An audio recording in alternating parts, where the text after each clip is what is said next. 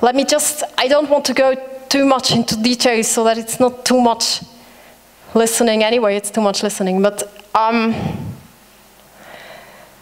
if you do it in a constitution-making process, so you have an agreement, you have perhaps an interim constitution, but the major power sharing is taking place in the constitution-making phase, might bring certain advantages.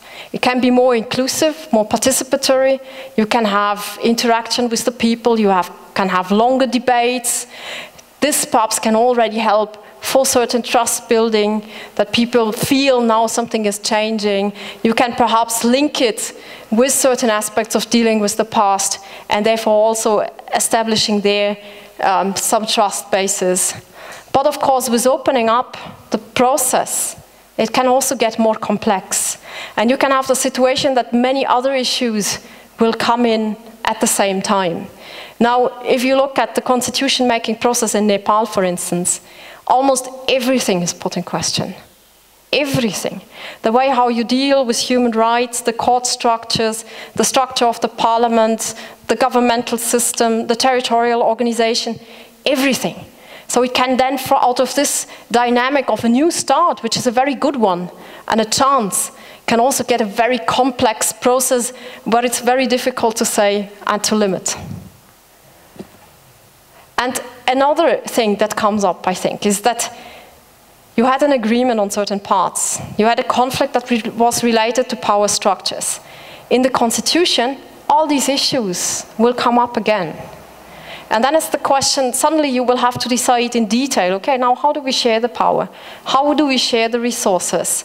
And with that, the chance that you've got, again, now perhaps in a different forum, but again, the same confrontation of those who were formerly in conflict is huge. So in a way, you just continue the negotiations in a different setting, in a setting that's perhaps even more difficult to manage because it's huge. But perhaps that, because it's huge, also allows for other solutions that you would have had during peace negotiations.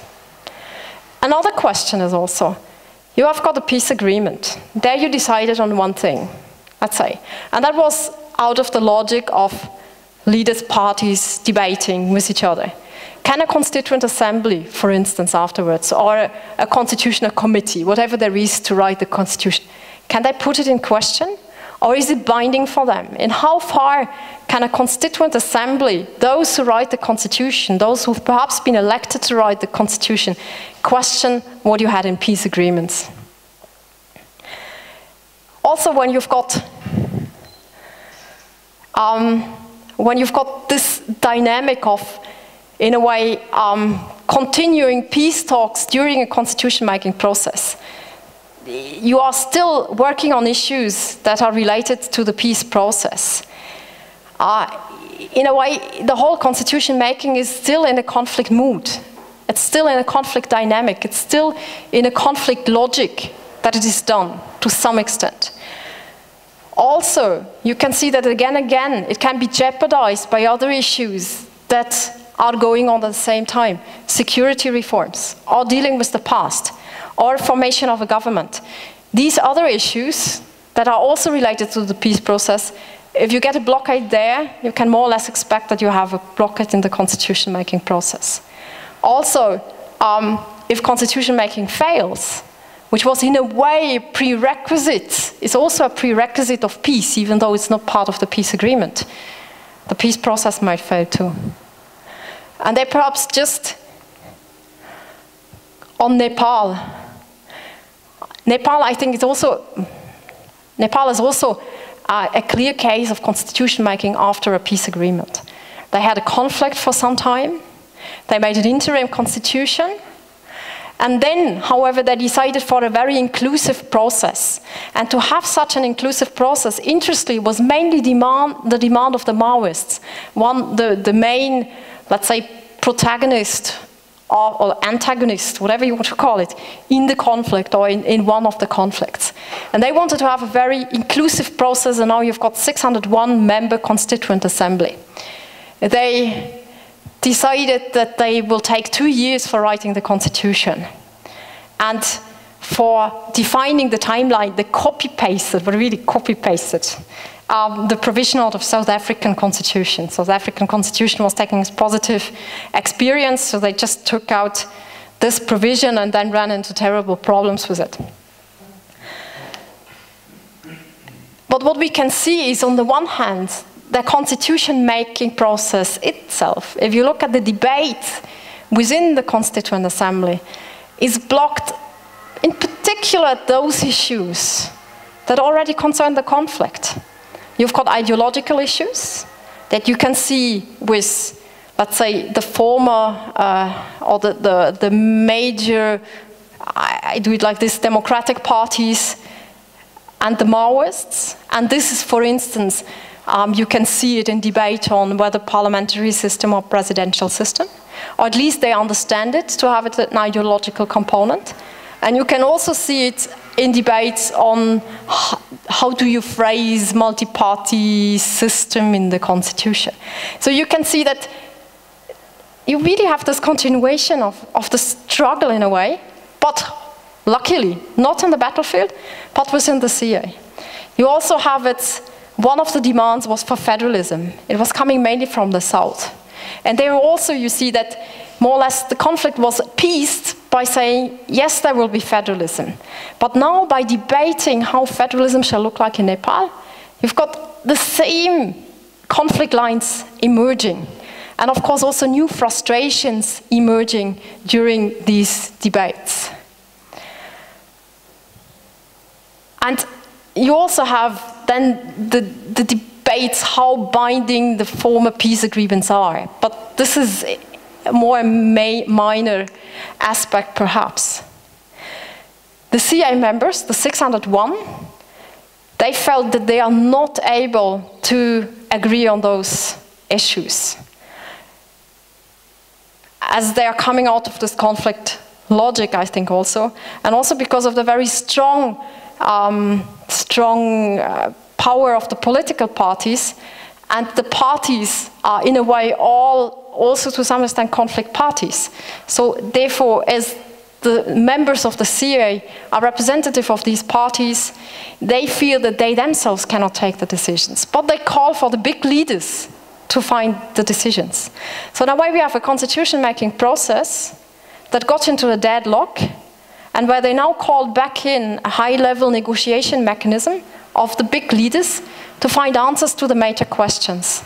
And I think this shows very much that we are not in a technical process of constitution making, but the issues are not only technical. The issues are very political, as in every constitution. And with that also, the techniques, I would argue, must be also political. And therefore I ask myself, it's constitution making, so the mediators moved out, more or less, but we would need them here. Nepal is very reluctant to outside mediation. And also during conflicts, they didn't want it. But they always had in the background some mediation facilitation. And there also on these issues, I think it is needed to continue. And just the step to constitution making is definitely not the step into a post-conflict phase, but just the step into a post-agreement phase. And also with that, of being back in the logic of elite negotiations. Elite negotiations in Nepal is negotiations between three parties, in this case. This was one of the conflicts they had between those, and they control a majority, a clear majority, in the Constituent Assembly. The constitution will have to be adopted by 2/3. They have the 2/3 majority. But it does not include, for instance, a party in the south, where the second conflict line was, and who still have dominance in the south, and who, even if you don't need them to vote for the constitution, could create new problems, or you could have a new conflict the day those three agree. So here again now, in the constitution-making process, is the question, how do you bring them in? Do you bring them in? Or are you satisfied with the 2/3? It's good enough for the constitution making? Or what do you do with them?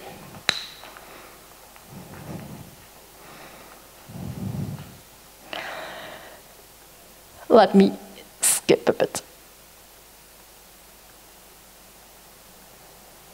How was the Constitutional Assembly, was it elected or nominated? It was elected. It was mainly elected. 25 seats were nominated. And for those 25 seats, it was more or less to increase inclusiveness. But then in the end, it turned out that more or less the parties brought in those people that had lost elections to the CA. And otherwise, the rest of the CA members, Constituent Assembly members, were elected some on a proportional basis, but based on a very strong party list, where more or less the party then defined who will be in the CA, and the others on first past the post. First past the poll, majoritarian, one-member constituency voting, which also had interesting consequences. When you look at the current, let's say, problem in Nepal, you had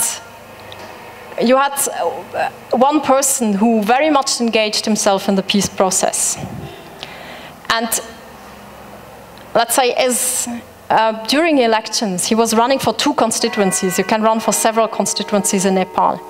He lost elections in both. And perhaps also because some people were just not happy about the peace process. Some people were frustrated. He was also part of the old elite. So more or less the people kicked him out.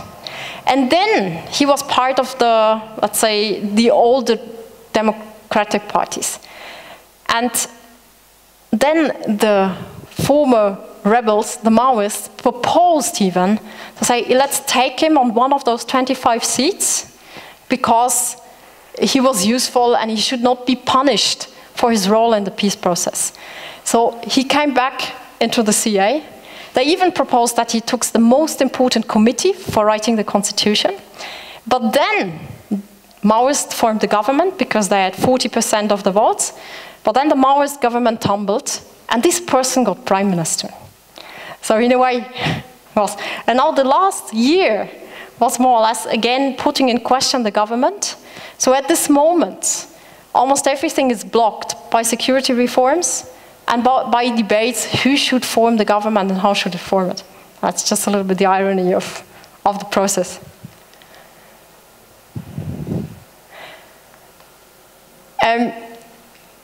For interventions of an expert, perhaps,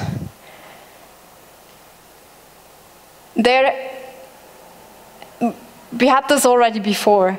I think what we very clearly did in Nepal, now from the Swiss side of expertise, was that from the beginning on we said, Switzerland was asked quite frequently whether they want to support the peace process in Nepal.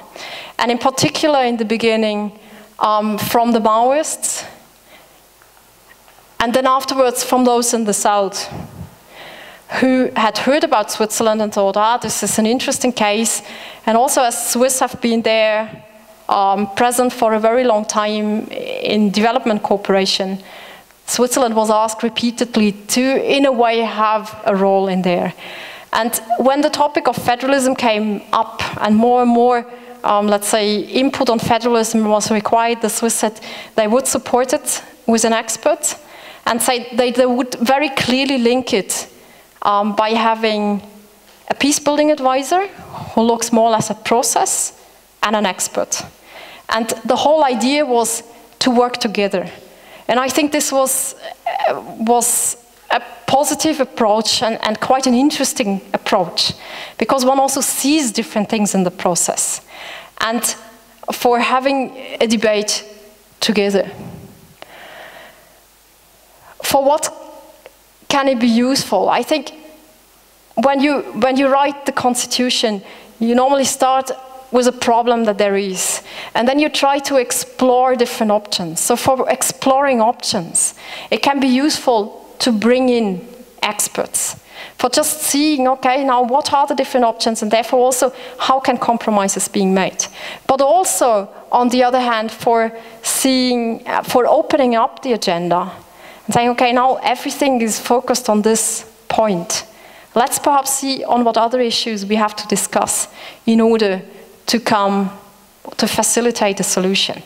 I think also by combining an expert and, let's say, a peace-building advisor, you will have, it can help for defining sequencing in the debates. I will bring an example for that. Later on it changes. When it gets more concrete, I think the role of the expert changes in that it gets very creative.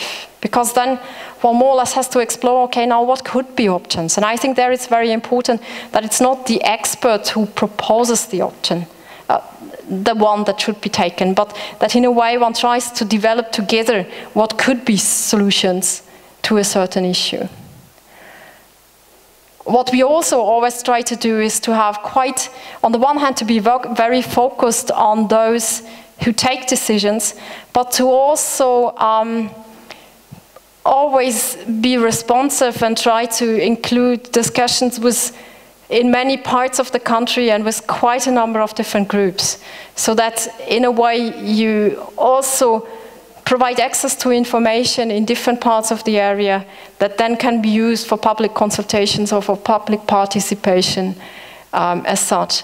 What we were always asked, and which I think is a huge opportunity, is intra-group discussions. Because what you see is that on many points, political parties internally are completely divided. And they cannot decide in the Constituent Assembly because they cannot decide amongst each other. And therefore, you have then two possibilities. The leaders decide, the parties split. Then suddenly you just have more actors. Or you would work on those relations within political parties in order to avoid that. And there, of course, you can see that also other parties very much play with it and try to instigate these differences, because parties that split up are more difficult to deal with, but they are weaker in the end also. And I think this is something that you can see very well in Nepal, this tendency and this very huge trouble. And therefore, I think that really work on this intra-party perspective would be key for finding solutions also. We did, to some extent, working, for instance, with those in the South, and also with some other political parties. But I think it's crucial. I want to bring one example on sequencing. And sequencing, I think, is the typical issue that mediators deal with, I think. And when we look at finding one of the huge blocking issues in Nepal is the issue of federalism, and there in particular the issue of federal units, of federal boundaries. Because as a result of the peace talks, they agreed that yes, Nepal shall be a federal country, without, I think, much reflection what this actually would mean, without a common vision what this would mean. And what then right away became the largest debate is, okay, if we need federalism, we need federal units. Because in federalism, one of the aspects is that you give powers to the different parts of the country, to the different federal units, what we call cantons, Länder, and so on.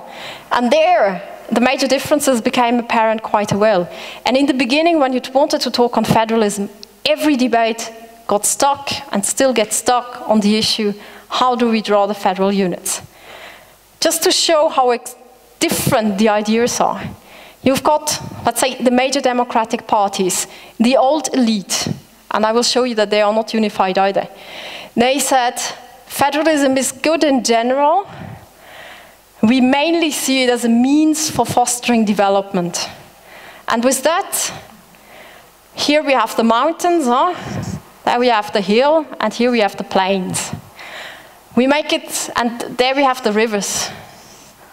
So we make also the units north-south, because this is how the country is interlinked. This is how everything goes. So let's look at it also from this perspective and do north-south. And it has logic to it. Then you've got those from the south who say, for years and years we've been marginalized. And you always proved that you don't really accept us. The only way to save our rights is to make a unit like this. The whole South, one federal unit. And this is what we are fighting for. And they really used also this slogan for their fight and also for election campaigns afterwards. This is very difficult to bring together. Huh? They, of course, say that, well, with this, you can control the whole boundary to India. This you will use to secede. This, with the boundary to India, you will make sure that we will not get the resources. We will fight about resources also from the river. So there are arguments saying, no, we don't want this power, we don't want to give you this much. And then, through the whole debate, more and more identity groups came up, saying, well, what about us? Now, we are living here. We are Tarus and we live here. We are not sure we want to be in a minority in this federal unit or in that federal unit. We want a unit on our own. And then Limbus came and say, historically, we've never been really part of Nepal. We want a unit on our own. We have historical roots that are independent. And so on. And suddenly you had this intermingled with a lot of identity movements. And suddenly, by the debate on federal boundaries, you were in a situation where you really have clashing interests that are almost impossible to get out to. Because in a way, from the challenges there are, they jumped to federalism as a solution. And what we try to do, and as far as it's possible, is to try to open the debate up a little bit and to take a step back and to bring in other options. For instance, this I will leave away because it will be important in the workshop. I come only to another point. For instance, by saying that why they wanted this unit was because of marginalization, most of all. So before perhaps exploring federal unit on its own, always on its own, let's see what other mechanisms are there to make it better or to find solution to marginalization. Might be easier to talk about mechanisms to undo marginalization than on this federal units. And there were a number of similar issues that could be taken up first, that corresponded to the concerns. And through that you tried to establish issues where then afterwards they said, okay, we can start trusting in the center again, but also these boundaries might not be that important anymore because our rights and our interests are guaranteed in other aspects. And there I think also to finding out how different topics are interlinked and what could come first in order to make decisions on other issues easier can be a field where really an expert and a mediator can work together in such a process. Of course, there then you are faced with the structure of constitution making. And for instance, Nepal has 10 different committees, thematic committees. And these issues are taken up in different committees. You have one on, for instance, minority rights and so on. You have another one on the state structure on this issue. And you have very limited coordination between the two. Now, the one on minority issues published its report first. And people in the South were not happy with it. What happened right away, they went back to a very fierce position of we need one federal unit here. And I think this is then also where again the process comes in and will have outcomes on what is acceptable and what kind of compromises you can reach. I will continue and be short on these parts that we then go into discussions. On implementing power sharing. And one UN mediator once said, well, peace agreements are utopias, and you have to be aware of it. So never expect that they are fully implemented. And a little bit my provocative question mark then would be, okay, if you've got constitution making as part of peacemaking in a way, are those constitutions utopias as well? So can you also not expect whether they are implemented? And I think this is, of course, a huge risk. And if you have got a constitution that is not implemented, it is at least as bad if you've got a peace agreement that is not implemented for the long term, let's say, working of the country. I would also say that the process of negotiation will reflect on the chances of implementation. If you manage in a way to have an inclusive process with a high buy-in of the different political parties, you've got more chances that you can implement it. If it's done with a lot of international pressure, for instance, though it might be useful to reach an agreement, but I think you will face implementation later on.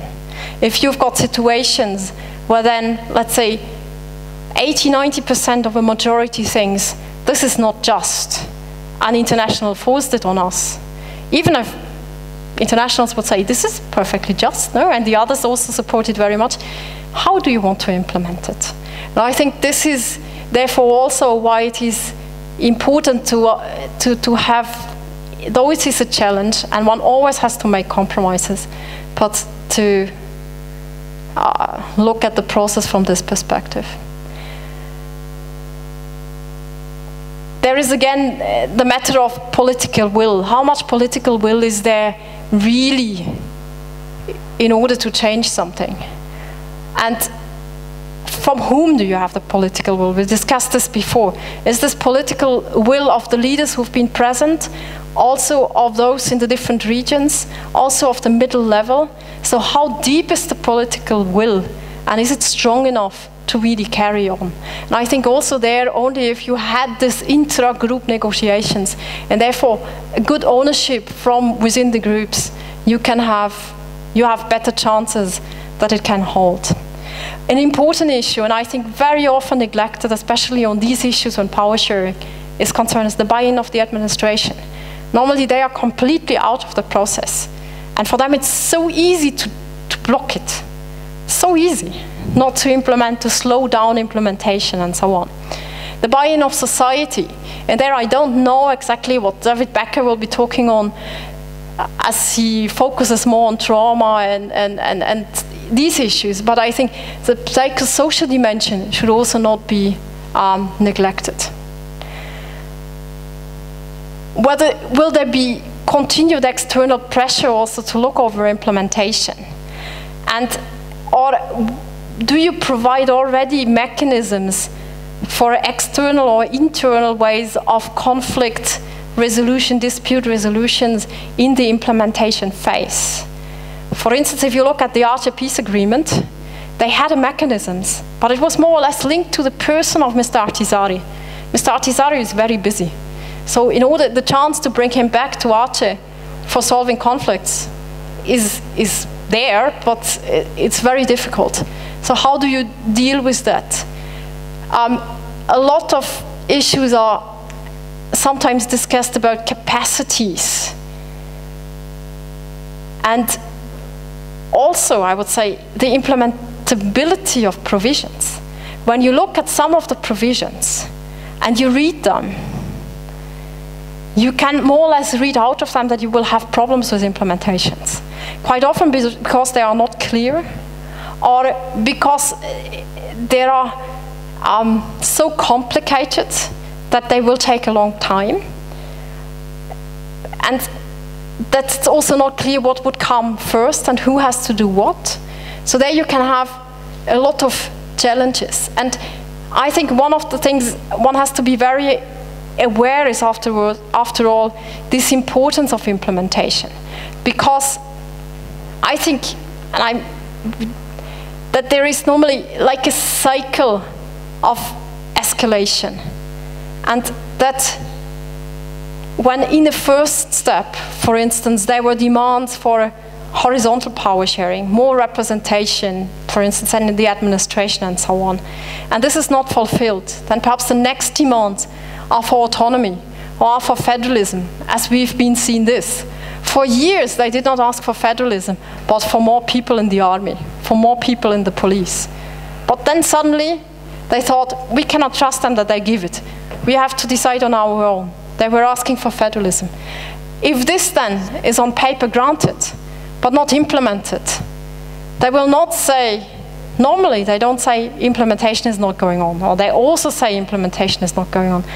But they also say, this was not the right approach. It was not good enough. So federalism did not work. So next time, we want something else, something more, something that will bring us more. And what is this, something more? It's then secession at one point. And I think, therefore, implementation, and to early on think of implementation, is really crucial. Because if it's not implemented, if the problems remain, you just have more frustration, and it gets harder to agree on the same things again. So you will never get it as cheap as you get it at that moment, unless power politics completely change. And therefore, I would also argue that that implementation phase has to be taken up already during negotiations. And I know this is the first thing that you kick out when you're under time constraints. But really to already, during peace negotiations or during constitution makings, to think about implementation and to clearly decide who's doing what with what means when. So to already agree more or less on the sequence or on the procedure of implementation. This will also show you whether the provisions are really implementable. When you discuss about this, you will find out whether it's doable or not. And this will just be another piece of paper. It will not be a guarantee that implementation really takes place.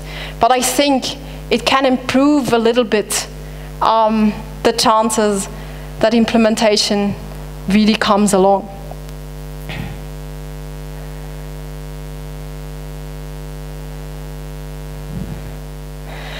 The fourth stage that I had mentioned was more or less that living with power sharing mechanisms.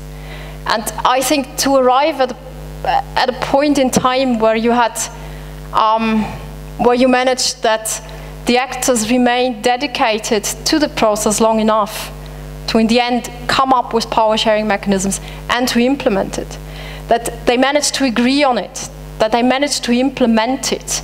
This is, in a way, then the phase that power sharing mechanisms actually start working. Quite often, we do not get to this phase in the cycle. Huh? Quite often, they do not get properly implemented, or you don't even find an agreement on them, and so on. So, only then, I think, we can actually look into what kind of power sharing mechanisms work or work not. Of course, you can also say the implementation phase shows you to some extent what kind of power sharing mechanisms work, because some are much more difficult to implement than others. If you take federalism, when you want to introduce federalism, you have to change many things. You normally have to change power relations at the center, you have to create the federal units, you have to distribute powers, you have to distribute your resources, you have to create control, cooperation mechanisms. You change a lot. So some say, this is such a huge change. If you can do something easier, do something easier. So therefore, perhaps already implementation shows you, or can already tell you whether perhaps it's a good power sharing, not the good, but the price of the power sharing mechanism perhaps also. And there are some who argue, if you can do it, always take those power sharing mechanisms that are easier to implement than other power sharing mechanisms. So therefore, if perhaps decentralization is enough, why not go for decentralization? Why go for federalism? But it really depends. Can it do the trick, the power sharing mechanism? Yes or no. If it doesn't bring the answer to your problem, or no approach to your problem, then it's not useful to discuss about it. I think in a successful scenario, you would have an inclusive and participatory decision-making are processes that created enough buy-in for implementation, that already the whole decision-making process and implementation process managed to create a little bit of trust and also respect for the rules of game. If you notice that the others respect the rules, that this also reinforces the respect for the rules of the game. Because in the end, and I think this is the very difficult situation that we are dealing with, one of the prerequisites that power sharing works is that you have trust, a certain level of democracy, but at least a certain respect for the rules of the games. When you don't have those two, normally they don't work. And we are coming out of conflict. So where should they be coming from? Either you can say you learn them by doing in the transition phase, by applying power sharing, you more or less create the trust, or if you are lucky, to some extent you can already take them out of the process that led you to the power sharing mechanisms. I want to stop there. We've got, do you need a break? A very short break? No. Shall we right away plunge into a discussion? Or you want to discuss in groups first and then we go into a joint discussion of all? Shall we do the second?